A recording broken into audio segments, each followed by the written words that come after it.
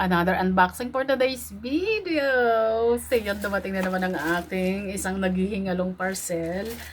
So, nag-order na naman ako sa Black App nito.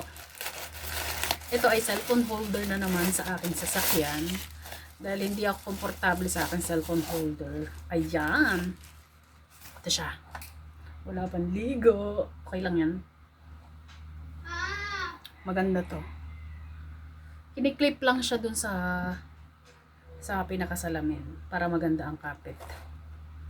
Sun visor, cellphone holder, easier mobile. Itatry ko to mamaya.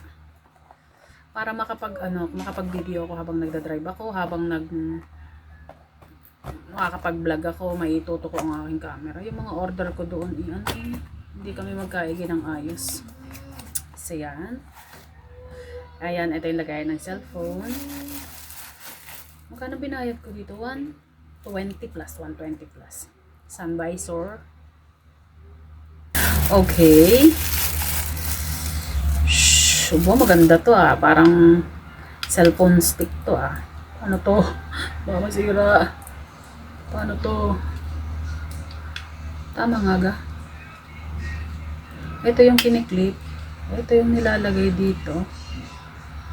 Ano to? Wait lang. Tingnan natin. Oh, tama. Ganun nga. Ay, shit. Yan. Ay, ang ganda. Ang ganda nito. Parang kung ayos na ayos kami dalawa nito. Tapos ito ay, ano to?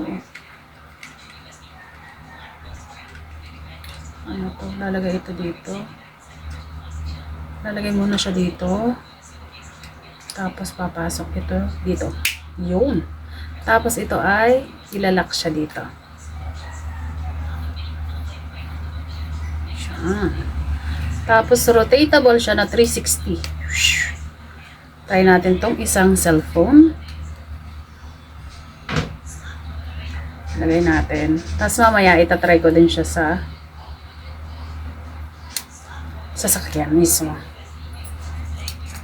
Oh, perfect. Oh, matibay ang kapit ah.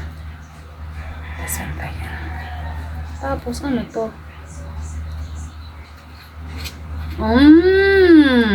Ito pwede pala siyang paluagan dito para naiikot siya dito. Tapos i-clip mo siya. Ay, ang ganda. Pwede rin siyang ano. Hi guys. Hi guys. Hi guys. Excited akong gamitin to.